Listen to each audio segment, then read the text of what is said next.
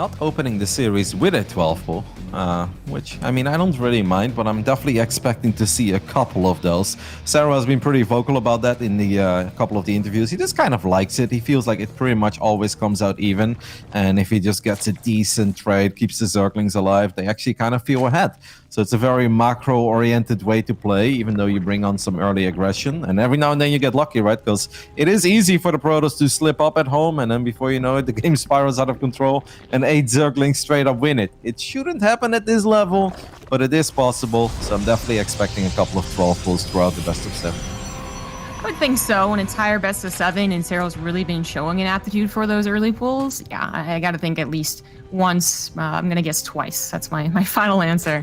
But for now, on Death Aura, not starting off that way. Serral's really had quite a mix-up when it comes to, I mean, various matchups. You know, he'll play Clem 1 series and proxy hatch him every single time, and then play Clem again another series and not do it anymore. And unfortunately, that was the one that he ended up losing, but that's all in the past. Point is, Serral has really developed as a player who can do all things. He can be aggressive, he can do all lanes, and you know, sometimes those all lanes don't work out, and it really is like, well, Serral, did you have to do that? Couldn't you have won with just a macro game? But to be dynamic, to always have that mix, to always put fear into your opponent's hearts is always a good thing to have as a world champion player. Yeah, I totally agree. I definitely had that feeling a couple of times when I saw him go for overly aggressive builds. I'm like, but you're so good, Serral. You don't have to. And I feel like you just lost a game that you would have pretty much otherwise won for sure. But yeah, sometimes it really is one of these take one step back to take a couple steps forward. And now coming into a best of 7, knowing that Serral is capable of playing it out in so many different ways, perhaps indeed makes him even more terrifying to go up against. Now, talking a little bit about stats, as obviously this first adept is going to make its way to the other side of the map, just to confirm he's not getting all in. We know that's not the case. Stats doesn't know that yet, so that's what he's looking for. If I think back of the last time I actually had the opportunity to cast stats, what really stood out to me is that this man loves static defenses. When he played against Raynor and Dongregoo twice in the season finals of Masters Fall, it's like he barely made any units. He's like sitting in the mid game with like 48 to 60 army supply of units, has a couple storms, and other than that, an outrageous amount of cannons and batteries. Basically anything to just weather the storm while relying on storm and then getting into a very strong late game army. I wonder if he brings that approach again today, or if we're going to see perhaps a little more like the stuff that Trap and Zest like to do, where they just move out with a bunch of units and try to get some good trades. I have no doubt that Stats was preparing for his semifinal match against Clem, but I would like to believe that he at least was alt-tabbing over and seeing what was happening with Serral versus Neeb and just getting a general idea as to what Serral was playing like. So Swarm Hosts, right, is what I'm getting at. Mid-game aggression, never really letting up. While Serral doesn't start off with an early pull this game, so he's not just like starting and then never stopping, I would say that's still a fear for Stats. As you're talking about, like if he's going to set up for a Supreme late game that's actually going to be a bit faster, more aggressive Serral than perhaps he's used to, that could be problematic. And we do have a second Stargate already. I mean, it is Death Aura, a pretty nice macro map. This Void Ray is way too bold. And take some full damage there. I mean, it is hard to get damage done with Void Rays in general, other than the random Overlord. So he's like, you know what? I really want to get a drone, even if it costs me some HP. This Oracle just drops a Revelation and takes out 2 of the 3 Creep Tumors, so that's kind of nice. Now, it is obviously very important for Serral to confirm what he's going up against. I personally, as a Protoss player, don't mind playing against Roach Swarm most Nidus if I'm playing Mass Air. Now, it is very important that you shut down the first or second Nidus, but then once you know what you're going up against, and you can put the Void Rays or Oracles in the correct positions, and even Phoenixes deal extra damage against Locusts as well when they're in the air, I don't think it's a bad build or the scenario for Stats. But I don't think that Serral will necessarily go for it, and I think if he knows what's up, it's probably just going to be happy droning season, and maybe we'll even see a Spire coming out of Serral. You know, kind of touching on the happy droning season, I mean, a little bit of the jokes in chat is that, you know, Serral doesn't really want to play super late game versus Protoss. Things have been consistently changing as far as that late game situation pops up. You know, at one point it seemed like Zerg was doing pretty well. A couple buffs happened for Protoss, and it was like, okay, where are they? And we had quite a few games, you know, a couple of them being on Death Aura. It was like, okay, no, the Protoss army really is powerful. It's kind of supposed to win here, and then as far as the actual mechanics of each player goes, that's what might change it up. But Serral, you know, there's kind of that funny tweet where apparently him him and Showtime in like a base trades type of scenario, and saying this is where Zerg's at right now. And I don't really know. I mean, I think Serral is definitely still capable of going into the late game and playing a very good late game, but I'm not sure he's as confident as maybe he was, 2 years ago at the BlizzCon finals. Yeah, and it really seems to do a lot with the High Templar, right? Ever since feedback got buffed and it has one more range, it just seems like it's a little bit easier to land those feedbacks on the Vipers in the late game. People actually keep their motherships alive right now. I can no longer meme on it being a useless investment, because I've seen Neeb just fly around with the same mothership for like 12 minutes, preventing it from being abducted at all costs. And I'm like, all right, I mean, that change really did work out for the better when it comes to the Protoss side of things, so... maybe it makes sense. Well, Serral definitely knows what he's going up against at this point, as he has spotted a whole bunch of Void Rays. He went for +1 melee. I'm kind of expecting him to start +2 melee immediately as well, and then eventually start looking for a little bit of damage with Banelings. It's going to be difficult. By the time he's really prepped with a big army, actually getting enough Hydras, waiting for his upgrades to finish, waiting for Banelings to form in, his stats is going to have a lot of the stack defense that you were alluding to. His 4th base is already halfway done on Death Aura, and he is, getting some of that ground support, not just going complete Void Rays right into carriers. I mean, it's going to be a while before Serral is really prepared to attack. He's setting up for a bit of that longer game, getting his feet under him before he really starts pumping out that army. And we'll see where the stack defense situation is, because I don't know, breaking a Protoss on Death Aura on 4 bases after not much has happened, it could be difficult. Yeah, it could really be difficult. Then again, I feel like Serral always finds openings where there shouldn't be one. Overseer Scout in the main base is pretty big here for Serral, because you want to know if, like, are they just going to build Stargate units, or is he actually gearing up for a pretty strong ground army as well? Seeing all these gateways finishing up and seeing Storm being researched as well is a very big tell. It's kind of funny, right? Because we're now 8 minutes in the game. Stats has 81 probes. I look at his army, I'm like, that's a pretty bad army. But then backed up by static defenses, it's like, yeah, can Hydras really attack into that? The answer is probably not. And by the time you have enough Hydras, it's like, well, now there is Storm. So you've got another thing to worry about. So whether Serral likes it or not, he is going to be forced to play some proper late game here.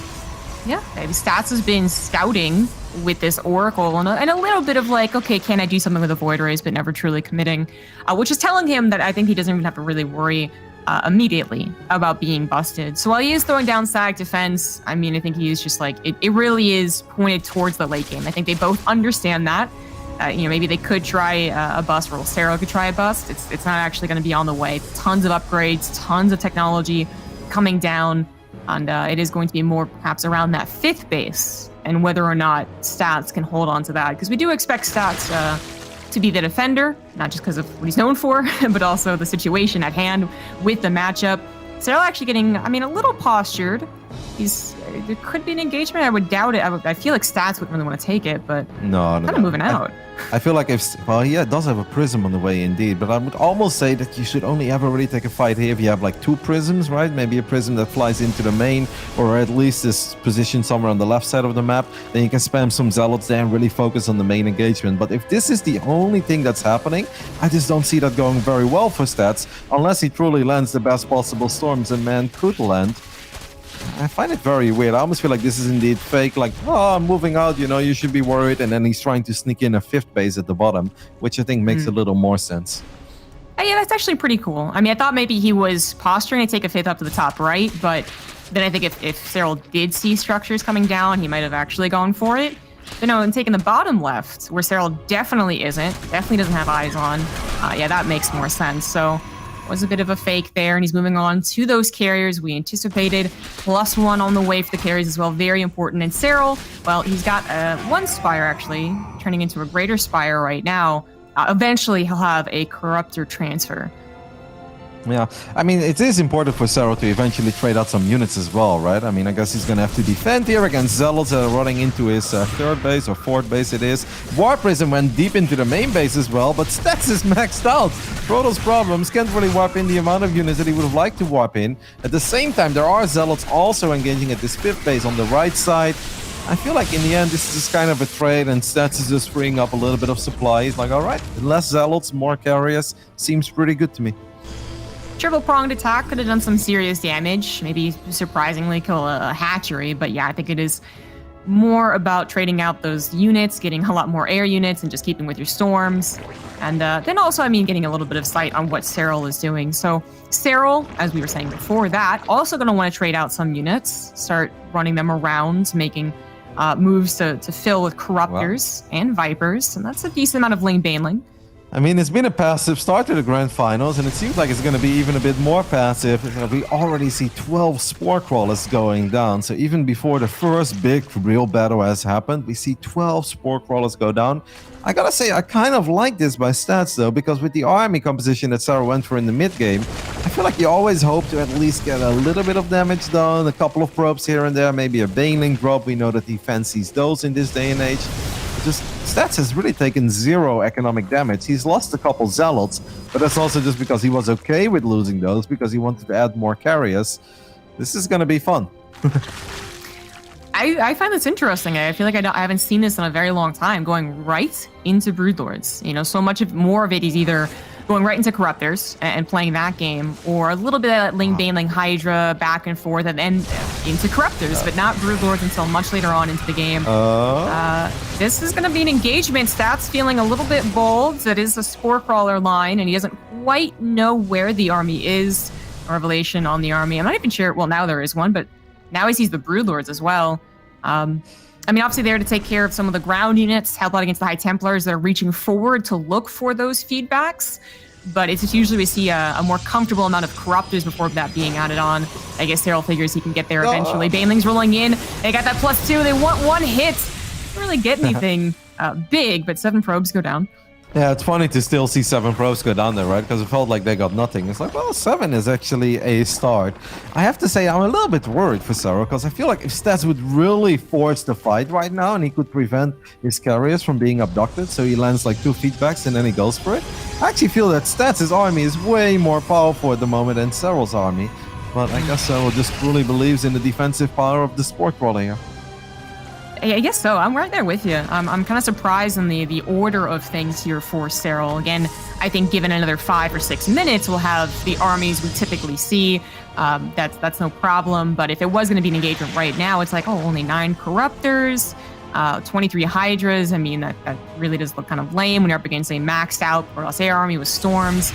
And speaking of which, actually going to circumvent that, try and go to the right side, but there's all that stack defense and a couple of Storms as well. I mean, I think you even add on more as the game goes on.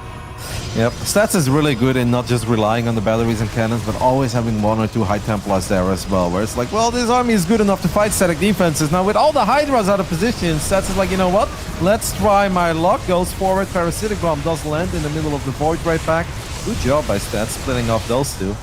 I really don't mind him trying. The only thing that I'm a bit worried about is that he is indeed going to have a hard time taking out all the Spore Crawlers. Oh, don't lose your Cybercore. Yeah, he needs that upgrade. I mean, this is where we see the Tempests and the Teutonic Destabilizer, I believe is what we learned from Jeopardy.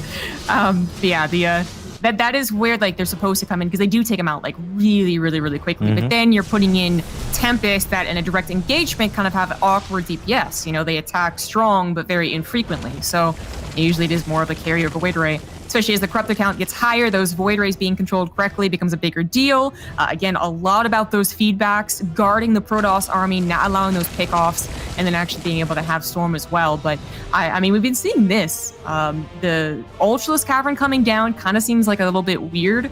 But if you've watched like Rogue play on Death Aura, then I mean, they can help out. They can be a little bit of that taking the ground army down, jumping on top of the High Templars. They can also be, you know, a runaround force, something that goes around and clears up stack defense and clears up economy.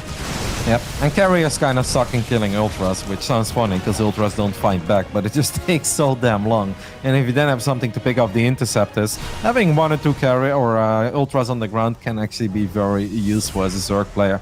Serral still looking for a little bit of damage. This time he's gonna find it with his Hydras and his Banelings, as the real armies are getting awfully close to each other. I still kind of feel that this army of Stats is just a lot better. Some good feedbacks do land on the Queens, but the Parasitic Bomb does a lot of damage to the Void Rays.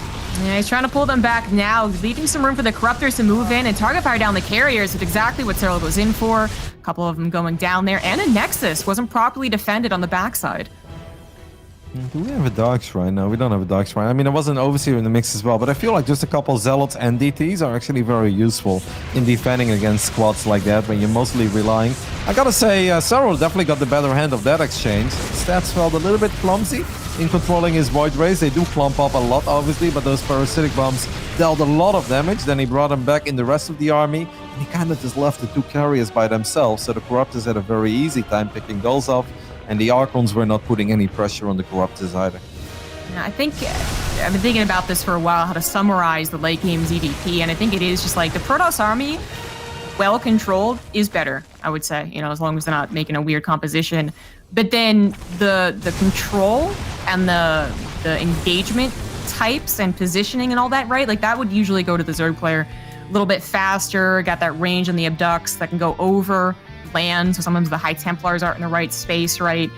So it is like one of those things where, yeah, I think if it's a head-on engagement, then Stats' army, especially now with 6 more carriers and continuing to get more upgrades, does very well. But then Serral's always going to, you know, he's never going to take just like that YOLO move that we saw, what was it, Armani doing in the group stage. He's always going to be looking for pickoffs. I always believe in the Protoss army until Zerg player gets all the upgrades that they could possibly get on the Corruptors. And if we take a look at that production tab, Serral's already getting +3 flyer attacks and +2 armor is halfway through. I feel once the Corruptors get 3-3, then I think it becomes a little more difficult for carriers and Void Rays to really make the difference, especially since Serral currently has 29 Spore Crawlers on the map, and I don't really see, he's not showing us any signs of moving away from those. Well, the Ultras are finally out here, but I mean, the Air Army will take care of them, especially with the Void Rays. So this is going to be something later on. He really wants to push and pull this army. I mean, Stats could try and make a couple of Immortals, which is actually what we saw Showtime doing against Probe when there was an Ultra presence. But then you would take away from your Air Army, which he's clearly focusing a lot on. Broodlords have been used to also add in clearing up static defense. They're not part of the army. Now it's kind of the Ultra's job. They may take out the High Templars if they could, but I think this is the correct call. Serral just backing away from the base for now. I could come back later on, especially if Serral manages to take the left side. He opens up opportunities on the left, takes out the static defense, and perhaps future run-bys could be even more devastating, but my god, shield batteries last a long time. Eventually those Broodlords are caught through. No, actually, Blink being done. Just a handful of Stalkers gonna push the Broodlords back for now. 3 Stalkers are like, we got this. Go, good luck, carriers on the other side of the map. Like, I don't know if you guys really got this or not, but this Air Army is still very powerful. Serral has been very patient so far, using energy of his Vipers. He's thinking about it, baiting out some storms. This is where the Ultras do get on top of the High Templars, and this seems go time for Serral as he gets all of his Corruptors on top of these carriers and the Void Rays. I gotta say, with this many Void Rays still around and a couple of Stalkers being wiped in as well, this is going really good for Stats. Yeah, Serral went in when the prismatic alignment was still only halfway done. There was plenty of opportunity for the Void Rays to really do what they are best at, which is take out Corruptors, when usually we see, very on purpose, Parasitic Bomb in the Void Rays, forcing them to disengage, and then just target firing the carriers. By the time he got around to target firing the carriers, he actually wasn't even quite one-shotting them either, which was a huge bummer for him, because once you pop the carrier, all the interceptors die, and as you can see, there's a couple of barely alive ones that are still firing away. So Serral has that Remax that's going to try and give him another shot at another engagement, but I mean, with that one going as poorly as it did, Stats is also getting to clear up a lot of static defense, and Serral's going to be floundering for a little while. Yeah, and Serral's economy is actually kind of in shambles. Serral really needs a W here, or he's in serious trouble. He will not be able to rebuild the army anymore if he messes up one more time. And with 22 Corruptors, now there are 24 Stalkers on the field as well. I almost feel like if you blink under these Broodlords, can the Stalkers just win this game? Like, with only a couple of Ultras, they actually seem pretty terrifying as well. And the tech is actually getting picked off as well. As the Ultralisk Caravan goes down, Hive goes down. That means no more Vipers. That is such a big pickoff. That is problematic. Apparently the drones are going to be able to survive. There is no Observer. There's an Abduct on one carrier, but he's actually not going to be able to target fire it. Nope, finally grabs it. But here come the Voiders. Here come the Stalkers. Ultras are going to try and tango with the ground army as long as possible. And it's going... well, not so great for the Ultras, honestly, but the Corruptors do manage to take out some stuff. It doesn't really matter. Serral still taps out. Go down, and then it happens on the right side of the map as well, and all of a sudden it's like, ooh, Stats is in a bit of trouble right now. He needs to reproduce the workers.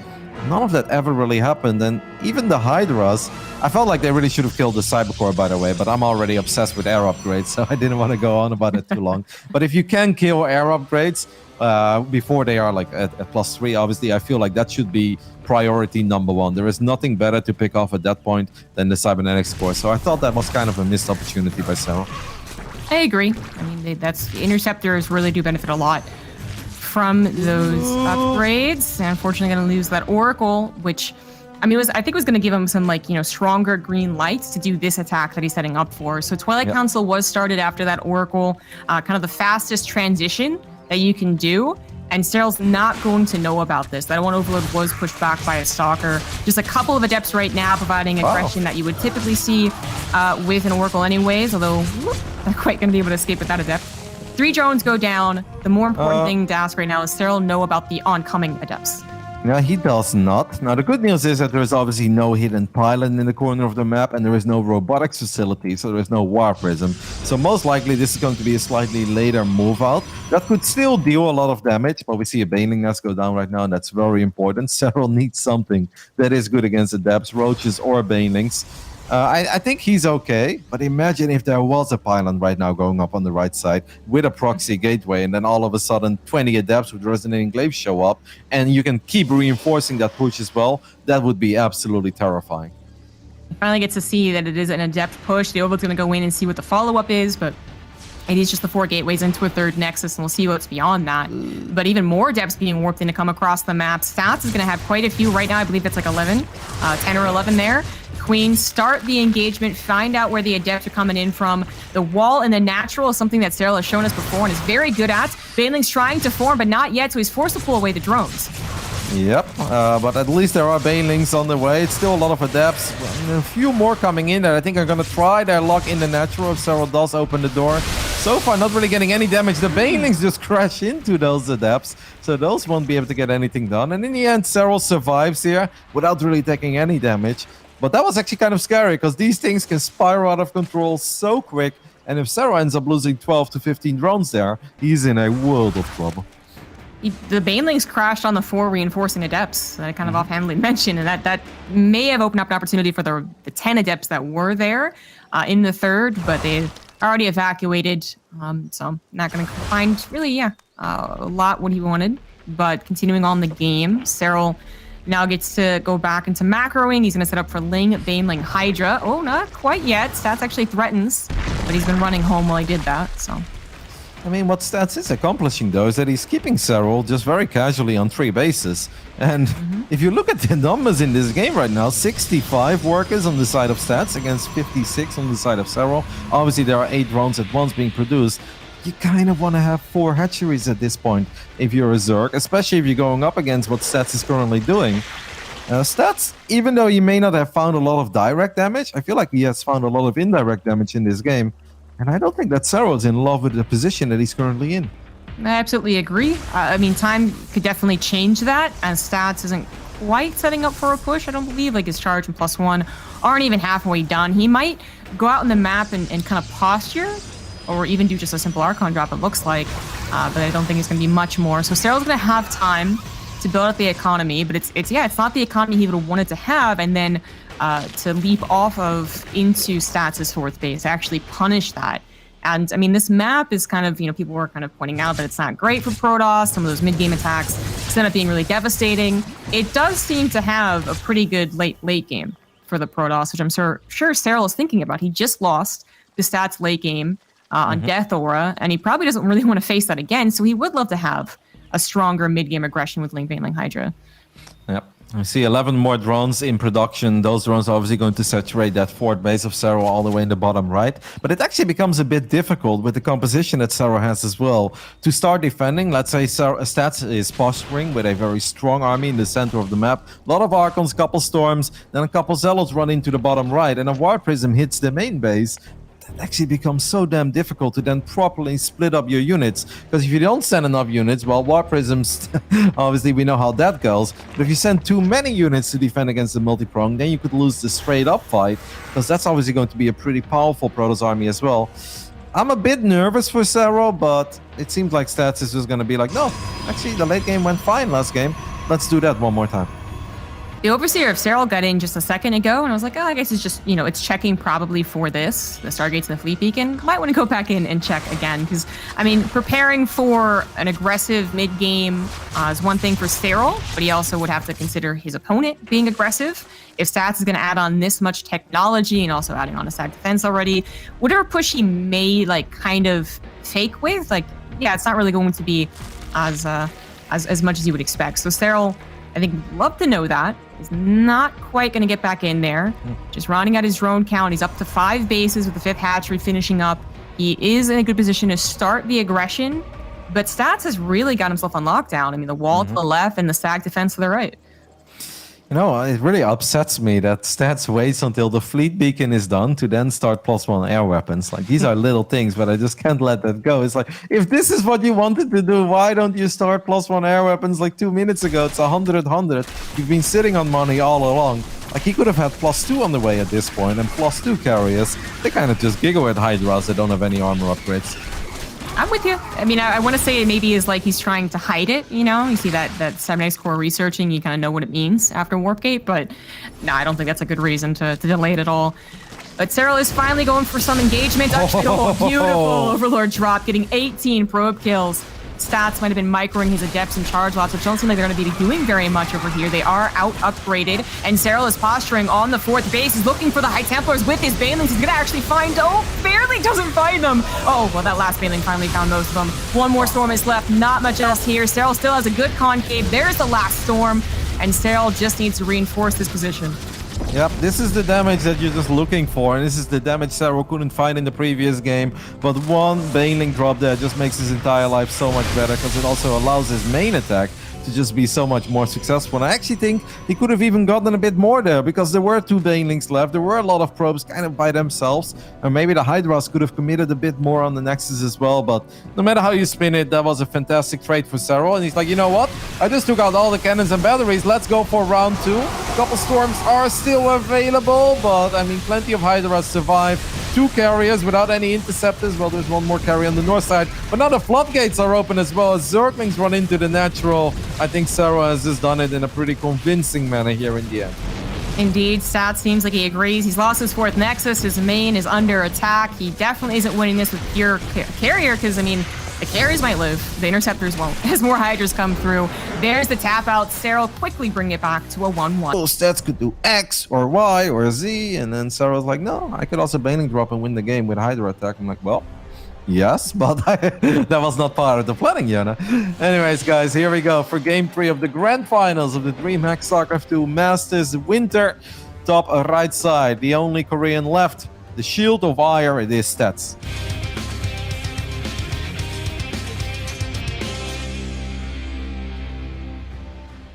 In the bottom left, we have the Finnish Phenom. He is Ence's Serral.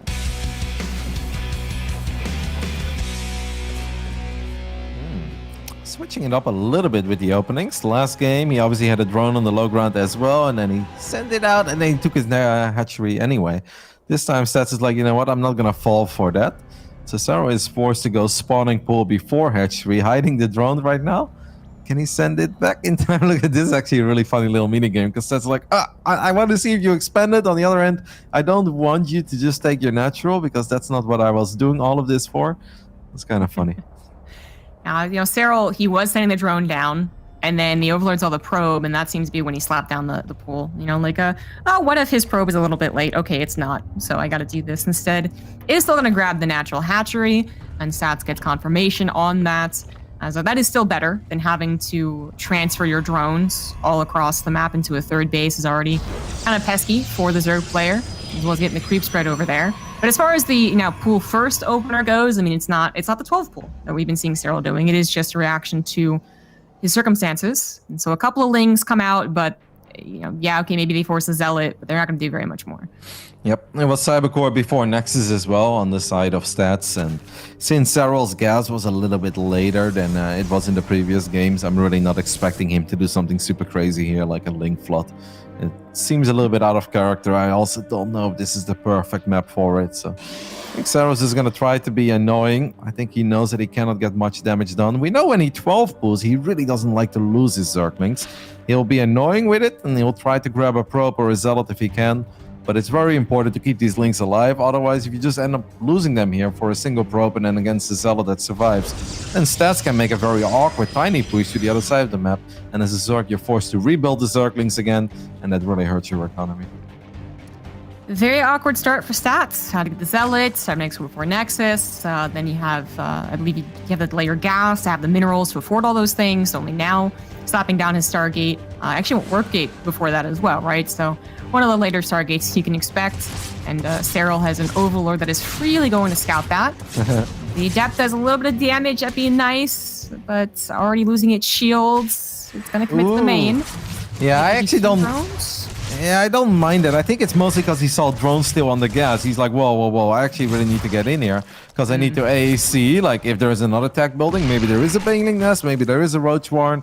And if that's not the case, well, maybe I can at least grab myself 1 or 2 drones there. But I don't mind Stats letting that finish up because when the Adept was dancing with the Zerglings on the low ground, yeah, there was a drone being sent out towards the third. But how often have we seen that, right? But they're like, oh, I really want to expand, and then actually 7 Banelings are already morphing outside of your natural. And you're like, damn it, fell for the fake drone again. So I don't mind Stats committing to the shade there. I think that's okay.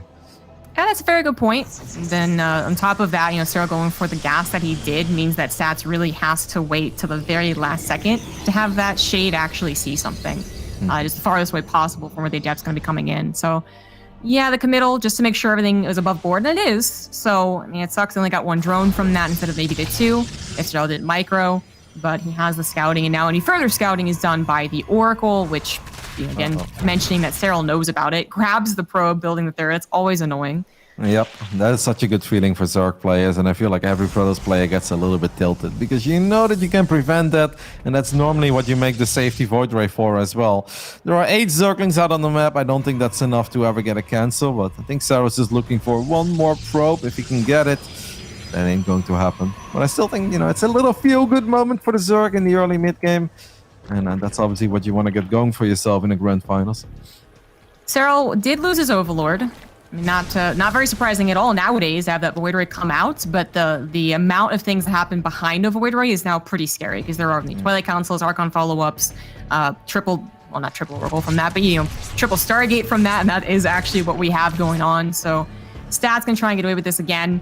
A very different map from Death War, though. I mean, Death War really is probably the best map for that quad base setup, certainly. Kind of just expect it to happen on a map like that. Also our largest map in the map pool as far as rush distance. Pillars of Gold, not as much. And you also have a much freer third base, even if, no matter what base you take as a third, there's that concave potential that looks very scary against a mid-game push. Yep, there is an evolution chamber, and Serral's actually gonna go for +1 melee once again, but I wonder if his plan would change if he actually knows what's happening here. Imagine if those links would have picked up the Stalker. Well, Serral drops the Spire, so there was a Roach Warren already going down. That could have been a safety Roach Warren. Now he goes Spire. I don't think Serral knows that he's playing against triple Stargate. Now, obviously, going Spire is not the end of the world, because you can always just go Corruptus. Roach Corruptor actually doesn't do that bad in these scenarios. But it's very important that he figures it out before he builds Mutalisk. Because if you build Mutas into triple Stargate, well, that's probably not going to work. Yeah, that it is kind of concerning. I mean, I'll hold judgment until we see what pops out of that Spire, but I mean, maybe this is a reaction. He's going to try and overwhelm the Void Rays. I would have actually expected it to be a later Spire in that case. Again, getting the 4th base up, getting a bit more drones, and then going into something that tries to beat down the Void Ray count. But going for it now, I mean, is he going to win that race, basically? Are there going to be enough Corruptors against the Void Rays or vice versa? Do we have just a couple of cheeky Mutas trying to dance around the Void Rays, which would be very risky and still, again, pretty committed, considering that it's not the greatest economy for the Zerg? I don't know. Yeah, I'd be kind of sad for Serral to see Mutas. I mean, there's always potential in Mutalisk, but I don't think they're going to get the job done. Serral does have actually only 5 queens. It felt like he had way more queens than that. Oh, it is 11 Mutalisk. Now, obviously, the same goes for Stats. Stats also needs to be aware of the fact that this is happening, because I will always think back of our good old Wings of Liberty Protoss, who said, if I was a Mutalisk, I would like to meet a Void Ray. I think that statement still holds true. But it really doesn't take very long to get 3, 4, 5 Phoenixes out if you have triple Stargate. But Stats, you need to know what's up. What is that Oracle doing? Has it not done anything? It's not done very much. I think it ran into a couple of queens and got scared. So, You're absolutely right about that. There's a decent amount of mutas already on the way. So that's 11 mutas to 8 void rays. Now the void rays, in that count, if they're all together, are fine. But the mutas, I think, biggest strength right now is that they can dance around it. They can try and meet somewhere where there's not a lot of stack defense, or pick off void rays if they're not all combined. Yeah, obviously there's a couple gateways as well, so stats could warp in a safety stalker or two. There are 3 phoenixes at once being produced now. The mutas are just, I think, gonna try to do as much damage as they can. I would almost say just sacrifice them, right? Like, I know it's a painful sacrifice, but this is probably the best you're gonna get out of them. Good job by Serral so far, getting 7 workers, but I really feel like that's about it. Maybe we get a couple here, but flying away means they're all going to die. Wow, he goes Muta Corruptor. Okay, that is crazy, but I love it. Maybe not Muta, maybe just right into Corruptor. I mean, we'll see if he adds on more of both. But the Mutas, yeah, they got a Void Ray, and they got, you know, a handful of probes, and they're still alive. So, but I think once you see the 3 Stargates being chroned like that, you know their time is it's numbered. Gonna open up the wall here. An instant reaction from Stats, so a very good instant reaction. Suddenly the entire Protoss army on top of Ling Muta, and the Mutas this time are truly going to fall. Yeah, I thought he was gonna go Muta Corrupt, because otherwise I feel like he could have lost the Mutas before while killing 10 more probes. Okay, I'm not sure why we're using energy to kill a couple Zerglings, but I guess just getting a couple kills on the board feels good. Now it's important for Stats that he does pay attention here, as he's probably gonna end up losing 2 Phoenixes. This is so funny. Now Serral's the one with +1. Stats does not, but Stats is getting ready to basically just move into a ground army. He's got all his gateways ready. He's chrono boosting out Storm like a madman. +1 is finishing up as well. Serral's got a sick economy, but the army that he's going to try to win with, it's obviously a bit questionable. You know, I mean, it is a good economy right now, and we can see in the income advantage he's taking the lead. But it, you know, going back to what I was mentioning when we saw the mutas being made, it wasn't like it was first a baller economy and then all this stuff happened, right? So, I mean, maybe Stats can hold. He's kind of over that hump of 150 supply. He's got his 4th base set up with at least some stack defense, and I mean, this could kind of, funnily enough, lead into a fairly good late game. But Serral's gonna go maybe start going a bit more tech transitions. He's adding on a lot of technology, Baneling Nest, Infestation Pit, and upgrades, continuously sharking around, one-shotting these Void Rays. Very dangerous position for Stats to be in as he actually moves out. He's gonna corner himself. I guess just hope to get into a really nice position, hope that the Archons save him. Serral's gonna try and buy some time with a run by, but those Zealots that were working beforehand are still there. Only a handful of Roach is gonna try and help, and Stats now has his eyes on this 4th base. Yeah, Stats is, I think, gonna do quite well on the bottom right, even though he is losing 1 Void Ray at a time. So far, Serral's micro with these Corruptors is awesome, but it's very important that Stats doesn't open the doors of his natural, because the Lynx do have +1 already, and a couple of Roaches showed up to help out as well. Now we have Roaches defensively. It feels like the Corruptors just looking for 1 or 2 more free pickups, as they have done a phenomenal job against the Void Rays. Pretty much all of the Void Rays have gone down. That's a good Storm as well. Yeah. I mean, can these Corruptors start killing Nexus? Like, is that the saving grace here for Serral? Yeah, that's what I'm thinking of. Like, it kind of soaked up 2 Storms because they're not dead yet. So that's also pretty nice for the Roaches. But now that they're being aggressive, I think they will die. They still have not regained the energy, the health rather. And Stalkers might be sharking around for them, but no blink. So he circumvents the main, goes the natural. There's a single cannon. He could try, but nope. I think it's a lot more focus on the rest of the engagement. Serral having maxed out with Roach Ravagers, not having really like intimidating army usually against all these Archons, against an Immortal and a lot of those Storms. But the Storm's a little bit late to the party, so Serral's going to try and out-micro this as long as possible while continuing to build up his Ling and Roach count. There are 3 Archons there with 10 HP. It would be very nice for Serral to at least pick those ones off, because even though it still looks somewhat promising in the supplies, I really don't like where this game is going for the Finnish Phenom. While these fights were happening, a couple of Zealots just killed the hatchery on the left side as well. That wasn't even a cancel, just a straight up kill. The Corruptors are now just trying to kind of get whatever they can, but they're not going to get this Nexus, and this army still needs to be stopped, and there is not a good answer against Storm other than just run away. Yeah, I mean, the good news is right now there's only, well, no, there's actually quite a few Storms because they're full on energy, and now we're getting choked in. His own hatchery working against them. Banelings do collide with the Zealots, even though they're slow, but they definitely cannot reach the back of those High Templars. Archon's getting a little disjointed. That's when they can start going down. Serral making this hold on the backside, still harassing with his Corruptors as well, actually engages on top of the Archons, takes down a couple of the low ones. This might be a little overzealous, though.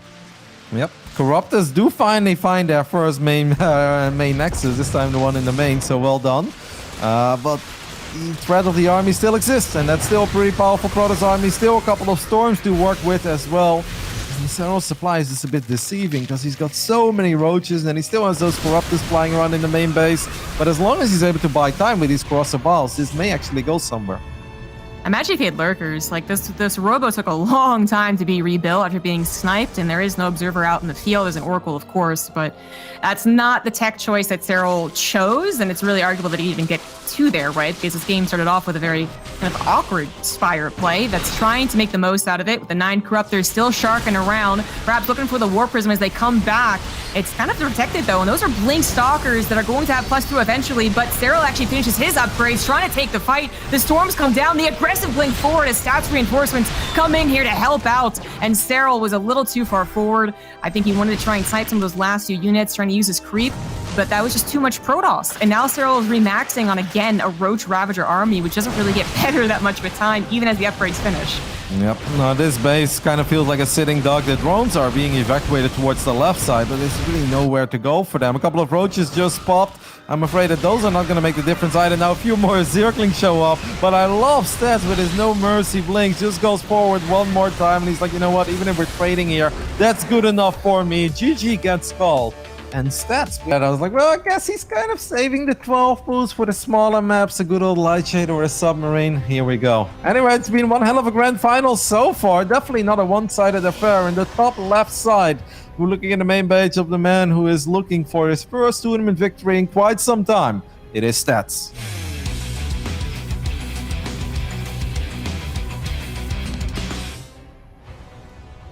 In the bottom right, looking to get control of this game ASAP, he is the blue Zerg, Serral.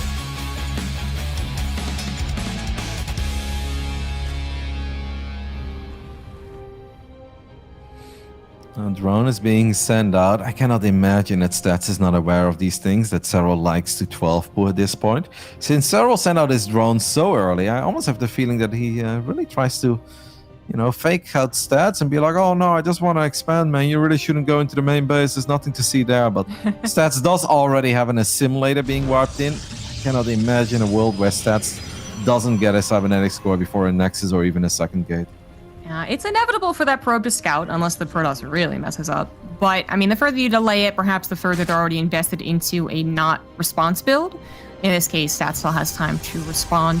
But Serral is like, I mean, he wouldn't do this if, you know, the only way it worked was that the Protoss just didn't know what to do. Like, he does it against Protoss who are very good. They're world class, and Stats is no different. So I think the expectation is that Stats will respond pretty perfectly even, but then Serral would get control of the game and be able to macro out of it. So much like we would say about Maru's 2 racks, Serral does a 12 pull.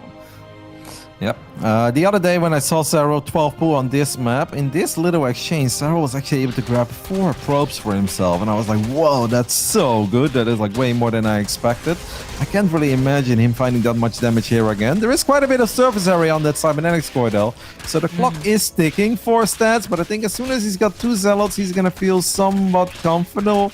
Or confident that he can take this fight. I'd like to see him actually go for the fight right now. It's a lot of Zerglings this time for Serral, and these Zealots could be in a bit of trouble. He's going for the probes first. I almost feel Serral should have just fought there, no? That was a winnable fight. Yeah, it's hard to say. I feel like that would have been the last second type of victory. The probes get microed back, so he doesn't lose any probes. The 2 Zealots might have died, yeah, but then the Adept pops out, and then all the Lings are dead. Like, yeah, I don't know. I think either decision would have made some sense. And obviously, Serral went for this one. This is a close one. I think the Overlord is looking to see if there's one more Adept that is running towards the other side of the map, and it is indeed happening. So now these Zerglings could maybe sneak in. It is obviously important that Serral is bulletproof at home. He's now forced to build 10 more Lings. This is way more Zerglings in the early game than we normally see come out of Serral, and good job by Stats whopping in that battery when he should have. This would have been really scary if speed was along, but, you know, Serral just didn't get gas with this. So now he's getting gas. But yeah, that's a lot of Lings to respond. I mean, 2 Zealots aren't really a joke. 2 Adepts definitely aren't a joke, so they start one-shotting drones. But the second Adept actually now on Ling duties, trying to catch that. And the 2 Zealots alone, I mean, they're a bother for the Zerg player for sure, but they're a bother because you force them to micro. The point is they can't micro against just 2 Zealots. So I kind of like that Stats was like, yeah, maybe, no, yeah, maybe, no, and it just pulls back with them. Yeah, the dynamic of Zealots against Zerglings in the early game is really funny, because Lings are pretty good against Zealots that don't have any upgrades, because it takes Zealots 3 hits basically to kill a Zergling. But if a probe gets 1 hit off on a Zergling, then Zealots start 2-shotting Zerglings. So if you attack move with a probe and 2 Zealots, you know, the probe just needs to tase a couple of individual Lings once, then all of those Lings will fall very quickly. And maybe that's why Serral didn't want to commit to the fight, because he's like, those 2 probes are going to mess things up. I'm going to lose the Lings too early. But now I generally believe that this was a successful defense for Stats, especially with all the additional Lings that he forced out. He's got to be feeling pretty good about this game so far. And look at the confidence. 4 minutes, 20 seconds, going up to 3 bases after being 12 pulled. I mean, if that doesn't ooze confidence, I don't know what will. Yeah, that's pretty confident. And he's right. I mean, speed only just started. So while Serral doesn't have 3 drones mining and a 4 sacrificed, so like his economy's a bit better than if it was a, you know, gas alongside that early pool. Yeah, clearly that's still Stats in a very comfortable position. I mean, Stats can now do this, which is one of the fastest third nexus you can really expect in any game, you know, especially one where there was an early rush. And I definitely feel it for Stats as well. But as I said, Serral wouldn't play these openers if he wasn't, you know, at least somewhat confident in transitioning out of them. So already some creep spread getting spread, getting his third base finally set up, perhaps a safety Roach Warren. Actually going for Overlord speed here, which might work out. There are 2 Stargates on the way, so we would love to see that. Yep. Now, the other day when Serral played on this map, I actually asked him a question about it as well, because I was like, he's really going to go for like a big march of the queens with a couple of roaches, but then he didn't, but it felt like he was. And then I asked him, he's like, yeah, I was a bit indecisive. He's like, I wanted to do like 3 different things and I couldn't really make up my mind. I know that Serral loves to Nidus heavy Stargate openers. I also asked him about that when I did a little cast with him a while ago of a Finish event, and it came down to the fact that Serral said he Niduses everything he can. He's like double Nidus, double Stargate, triple Stargate. He just said, I Nidus everything. Now he gets the perfect scout off. I wonder if that's what he's gonna go with. It's obviously a bit risky, because if it doesn't work, well, then you fall down 3-1 in this grand finals, but you gotta do what you believe in, right? I mean, if he's really that adamant with you, I kind of expect it, right? But I don't know if I would personally feel it right now. He's adding on more queens, but then he also needs a response to the Void Rays if they make their way across the map. His creep spread, I mean, if it continues going this way, it might just be, you know, a face first attack, like just go right through the middle of the map, right, instead of working with a Nidus Worm. But 4th base is going to be on the way. Hydralistan, the +1 is not a fake or anything. He's going to, you know, finish that before we might see any actual engagement, which means Stats gets his Void Ray opener, gets to go into the charge and start up Storm. But then around that time, that's when I'll be questioning if Serral has a decent attack. I wonder if Serral can get like a big fight before Storm is out, because then it feels like, you know, just having maybe a couple of roaches even in the front line and then a whole bunch of Hydras and maybe even the Queens help out. It feels that the Zerg army does very well against these heavy Void Ray armies with a couple gateway units. But the moment that Stats gets Storm, well, then I think we are either guaranteed to go super late game, or Serral is going to run into a brick wall, because I don't know if you can really break him with the start that Serral had in this game if he gets Storm out as well. Exactly. I agree with that assessment. That's why I'm so interested in what happens when Storm kind of starts, right? It's like, okay, where is Serral at by then? But Stats is really trying to get everything that he can. I mean, he scouts the 4th hatchery. He knows his opponent doesn't have a very big army, so he goes for a 4th base.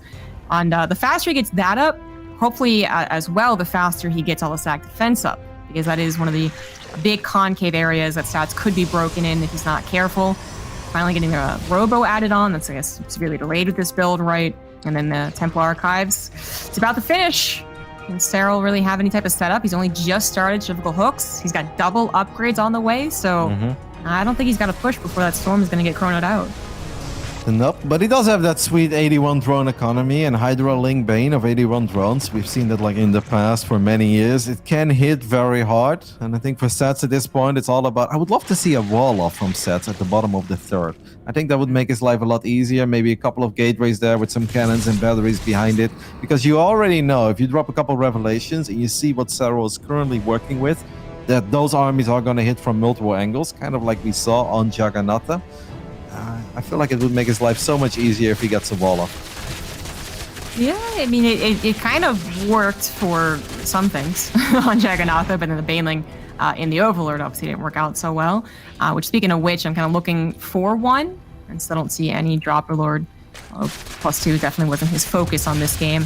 Still like to see some harassment as he sets up, gets maybe maxed out with the Hydras. His upgrades are finishing, Invitation Pit's on the way, but he also did this on Jaggernaut. He had a backup plan beyond just the Hydra attack. So I think this Overseer is really getting the lay of the land here. What's your army like? What's your static defense like? And what is your technology like? Are you trying to skyrocket up to the fleet beacon? Yes, indeed you are. I gotta imagine Serral tries to do something about that. Stats started warping a couple of gateways in at the bottom of his third, but he didn't complete the wall up. Maybe he just feels like it's easy to defend. At least he creates some sort of a choke point. He can land a couple of big storms there, but I'm still a little bit worried because this is that phase where Stats is investing a lot in extra Stargates, in upgrades, in a fleet beacon, in a war prism, and he's even moving out with an army. I mean, I cannot imagine this is a real move out. He's kind of trying to push back the creep, I guess.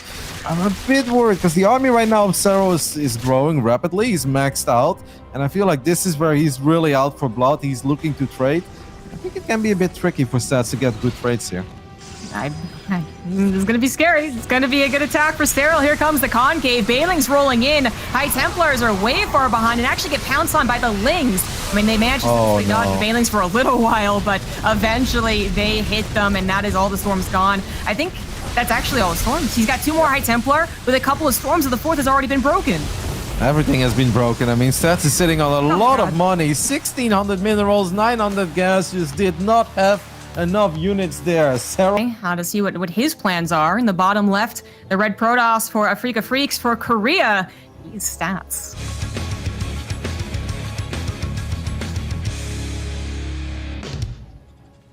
And in the top right side, we're looking at the main base of the man who was able to win the Dreamhack StarCraft II Masters Summer Season Finals. And of course, the man who hasn't lost a series against Protoss since March. It is Serral.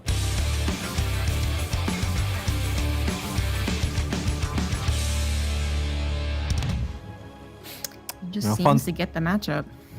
Fun fact, when he lost against Zest, he actually lost the previous series in that tournament as well against Hurricane back then. Oh yeah, that was an almost flawless group. And we were like, what about this Hurricane guy? Yeah. We just thought it was kind of an oddity, but maybe a little bit of a premonition. It was definitely a fun tournament. And it's kind of funny, I was actually kind of memeing in chat, as one does, about how at first I was like, yeah, Clem Serral is going to be the new Serral Maru. We'll actually get it. It'll be a great TPZ. And then when Clem was losing down 0-2 against Stats, I was like, oh, it really is like Serral Maru, and that we're never going to get it for a grand finals. We're always going to be denied, just like we were in Katowice. But I mean, this one actually is kind of living up to the hype. I mean, I said it for last season. I was like, I don't know. Let's see how badly Raynor beats Trap. And then it actually went back and forth in some really intense games. Trap playing far more with the Colossus Blink style than I guess Stats ever will. I actually don't see him doing that in the remaining games, but we'll see. And that created some very fun dynamics. This time, it really is more about, can Stats get to that super late game, or does Serral break him beforehand?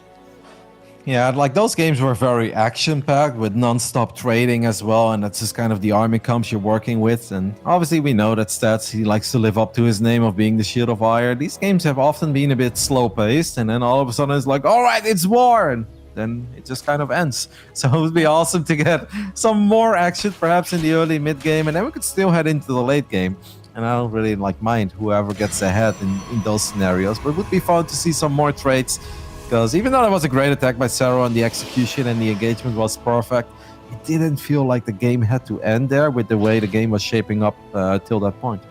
Oh yeah, the supplies were, I mean, even fairly good, right? I think they're like 180 for the Protoss against the max out Zerg, so that's usually okay. The Storms are plentiful. I actually checked before the engagement. There was 10 High Templar.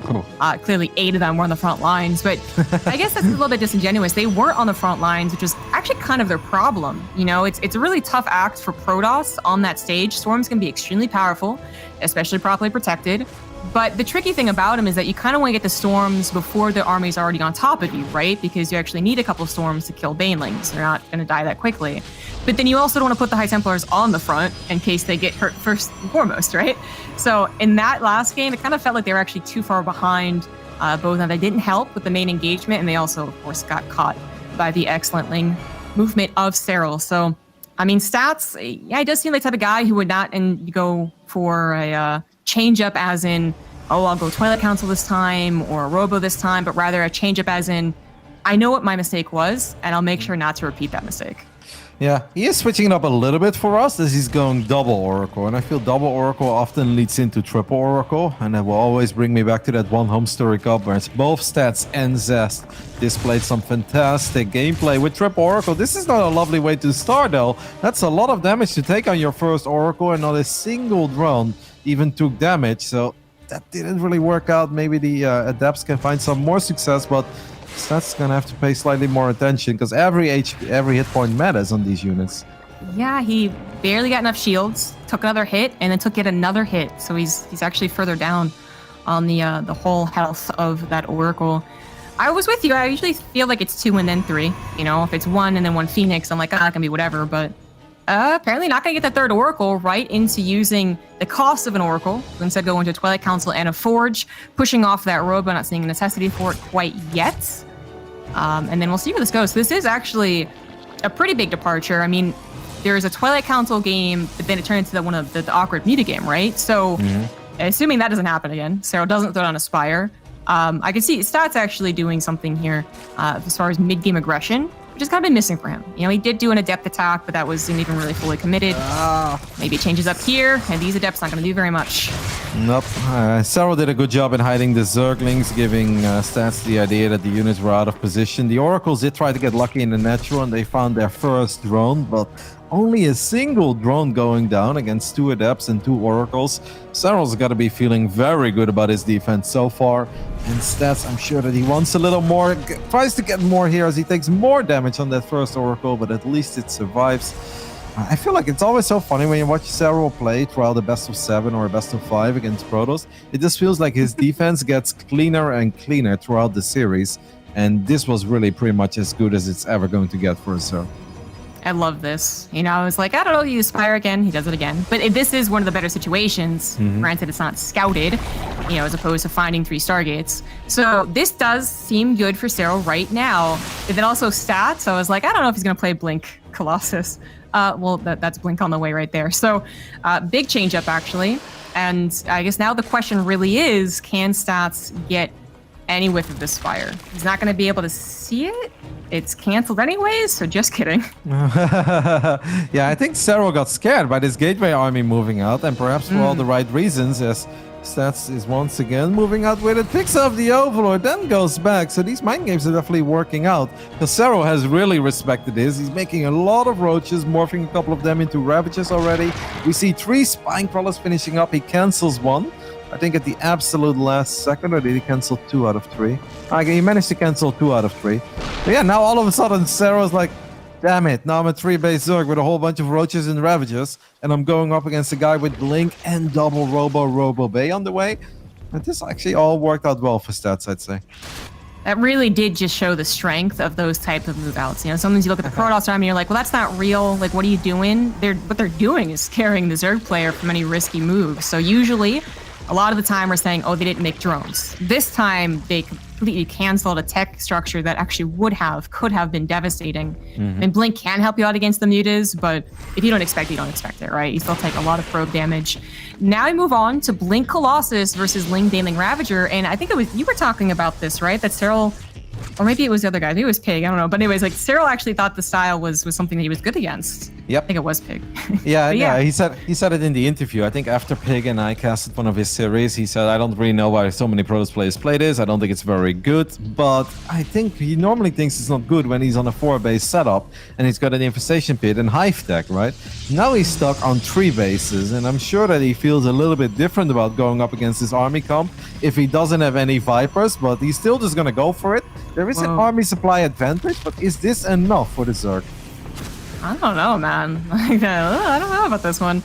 Queen's coming forward, always proving, I guess, a dedication, but Significant Hooks, about 75% done. Upgrades on the way, but nowhere close to finishing. I'm actually really surprised he's trying to hit this.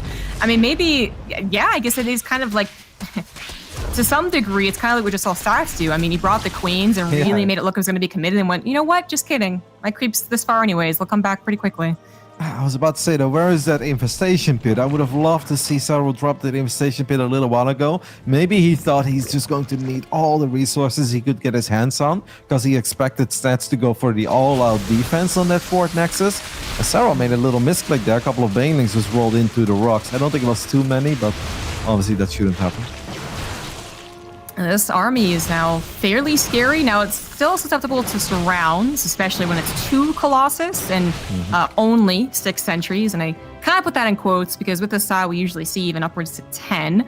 But they are almost full energy. A lot of them are. So now we got 4 Colossus. Now this is really scary, especially coming in from a choke. Serral absolutely needs a surround. He can't just move into that. So he's going to posture and kind of just say, like, well, you come to me. Oh. Stats is saying the same thing. Yep, +2 weapons finishing up for Stats, while Serral is +2 melee is like more than halfway done. It's gonna finish up in 10 seconds, and it seems like Serral really wants to wait for that, but Stats doesn't really want to give him the time. Now the banelings roll forward. The upgrade will kick in, but the baneling flank didn't really work out. Look on the right side, banelings going down, banelings running back up. Yeah, this did not work out as intended for Serral at all. No, that Warp Prism still intact, reinforcing the Stalkers that were left over. The Banelings, I feel like he actually keeps thinking that they've turned that corner and they're going to come from behind, and then every time they don't. But now at least they're coming from behind because now it's the second choke in this map he's going to use. They're actually Banelings gliding against the Colossus, dealing a lot of damage, but not quite killing them. Ling's going to try and wrap around and get that instead. Not still getting them. 4 Colossus still alive. Here are more Banelings coming in. The Ravagers might be looking for the Warp Prism, but they're not going to get close enough to hit it. 3 Colossus still alive. The Stalkers are decimated, but Serral, I don't think he has enough of a bank. I don't think he has enough reinforcements. 22 kills and 19 kills on those 2 Colossus that were so damn close to dying but didn't fall in the end. Oh, that's really unfortunate for Serral, because that is a completely different fight if those Colossus do fall. But Stats did a great job in keeping them alive. Serral was short of like 1 or 2 banelings coming in from the bottom. If those would have connected as well, then I feel like he just kind of cleans up that Protoss army. He doesn't really struggle with it at all. Right now instead, I mean, he did take out all the sentries. A lot of Stalkers did go down. I do think Stats still needs to be very careful. I don't think he should really go too deep on creep.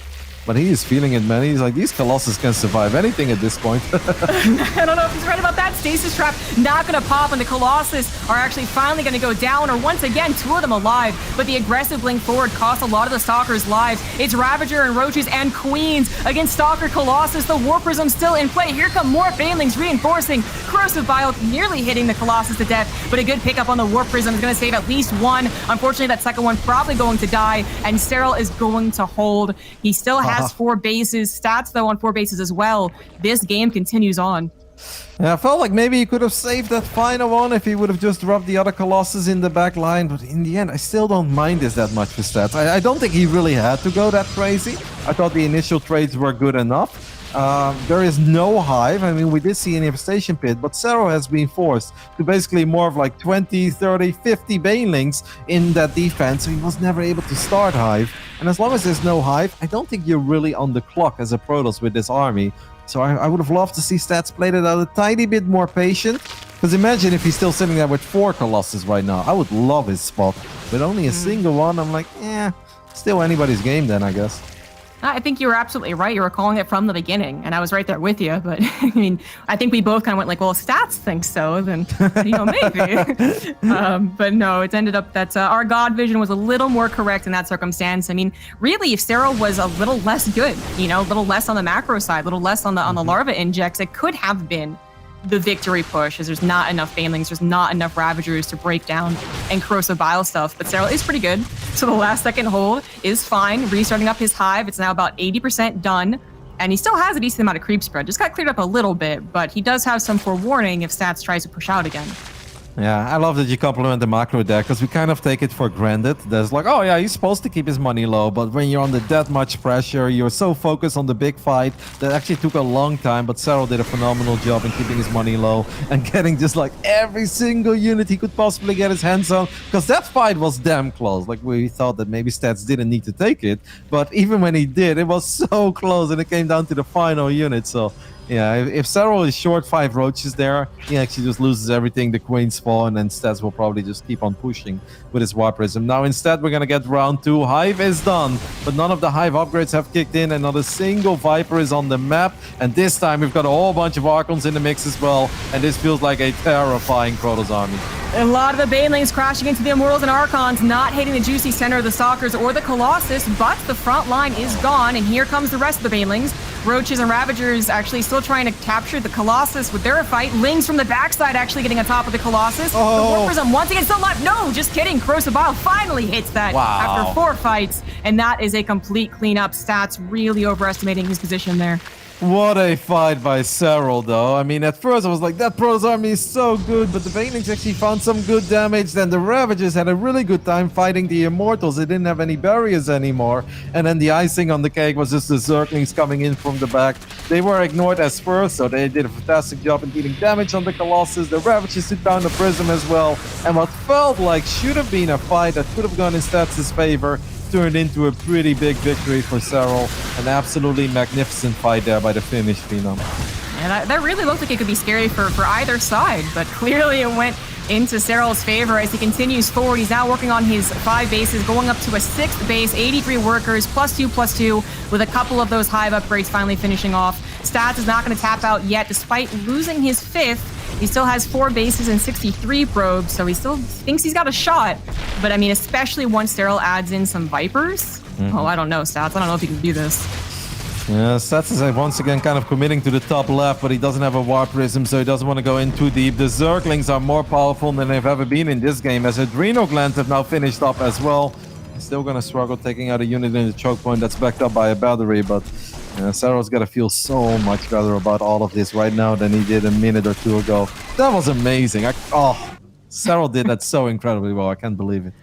He really did. He really did. I mean, Stats is trying to play that...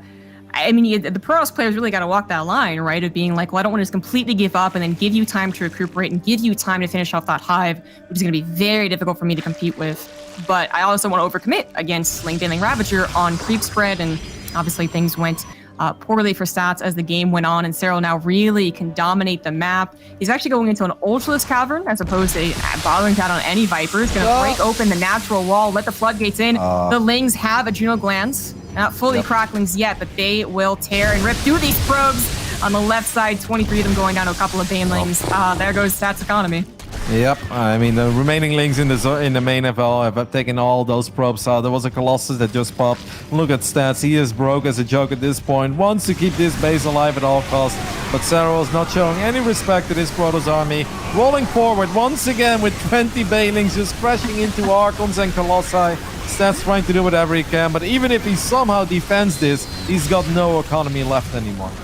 Sub 40 workers. He knows that Stats is going to tap out and give game 5 to 6. We're looking at the main base of the Shield of Aya. Can he turn things around? He's looked damn good in this finals. I'm sure he would love a W. It is Stats.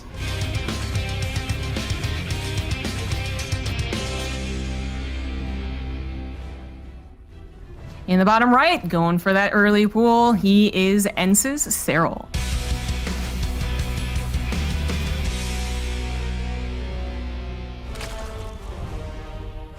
I mean, I'm sure that Stats is expecting it. If we are expecting it and we can kind of predict it, then I'm sure that he can kind of predict this as well.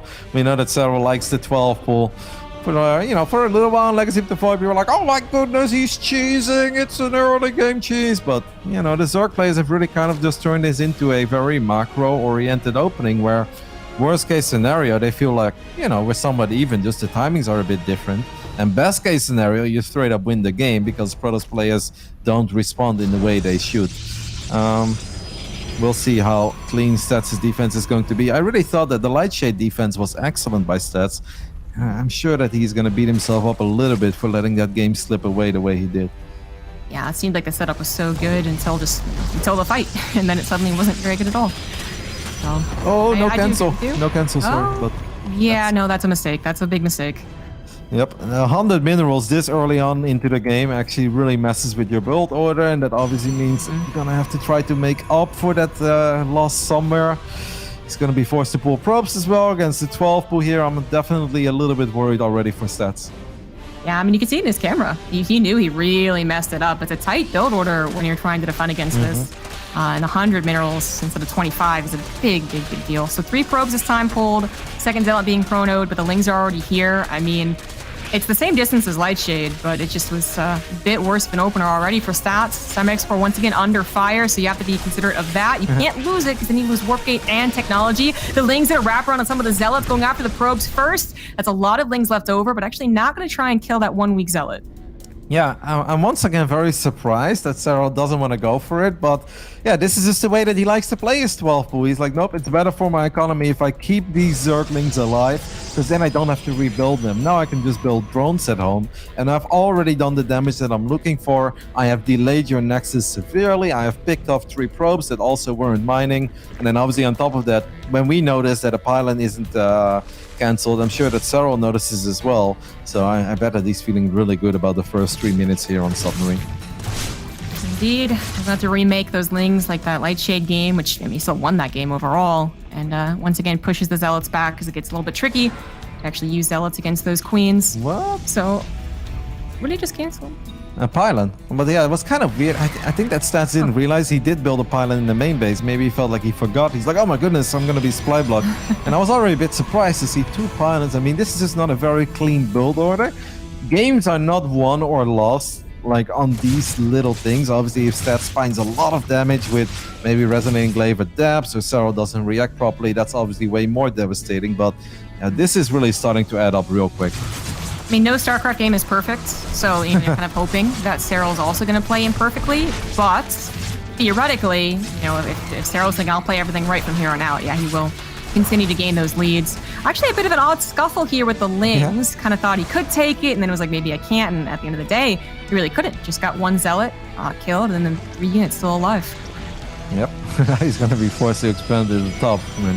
I mean, looking back at it, Serral was like, maybe I should have done that all along, because then I wouldn't have lost all those Zerglings. But at least he's still able to get a hatchery down. There was an Overlord right on top of the Twilight Council in the main base, so I'm sure that Serral knows exactly what is up.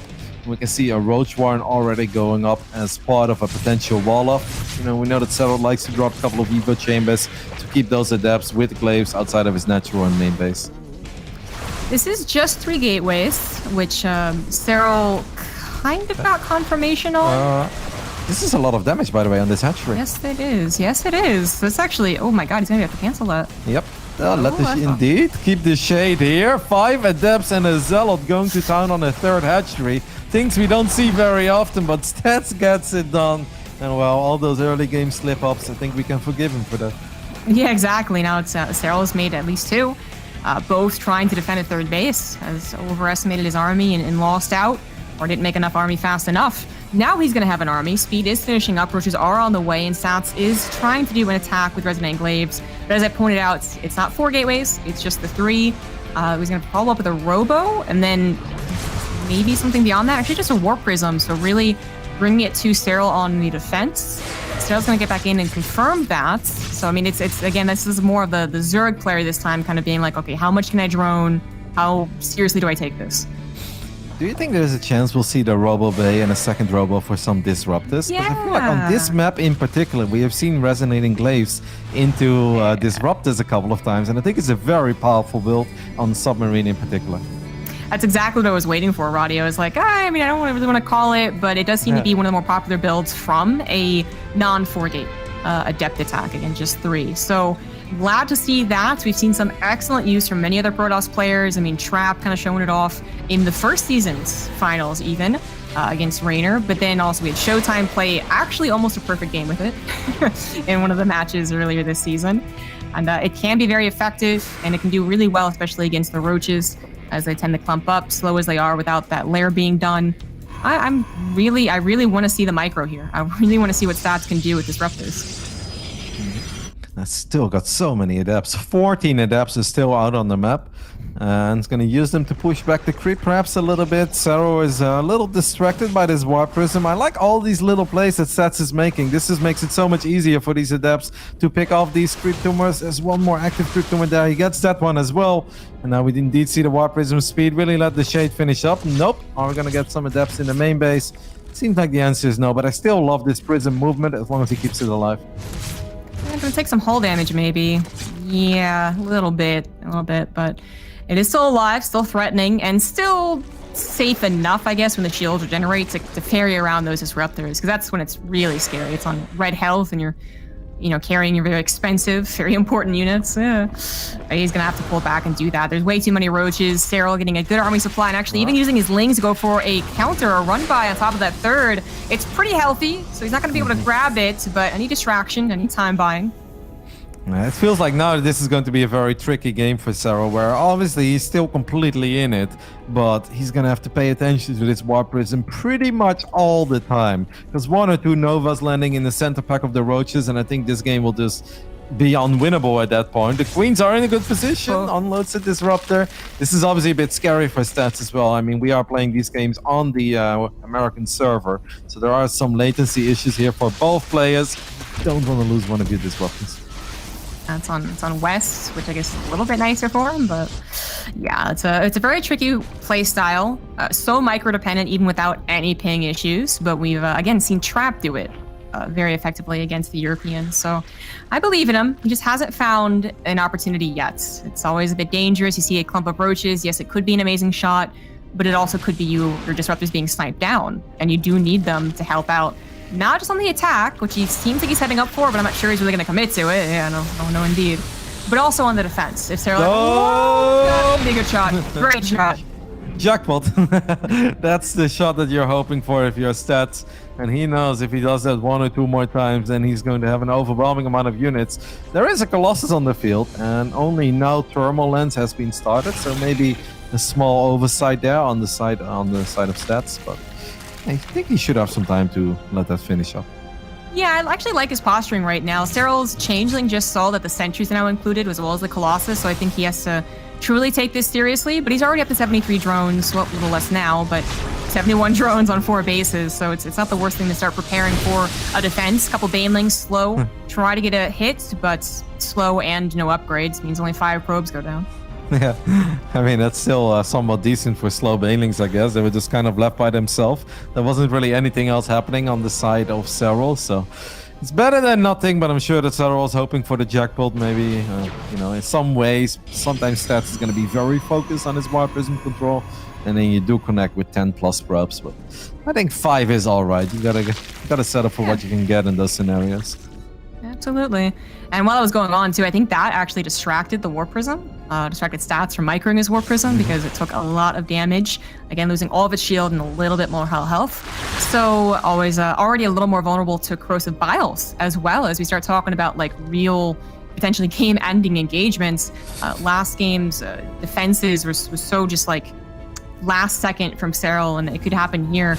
I said this is one of the shortest and chokiest maps. The shortness made it scary for Stats, but the chokiness of this map actually makes me a little more confident in Stats, but it doesn't mean that he can just stop paying attention. Like, he always has to be ready to slap down force fields, micro the Colossus, and blink when appropriate.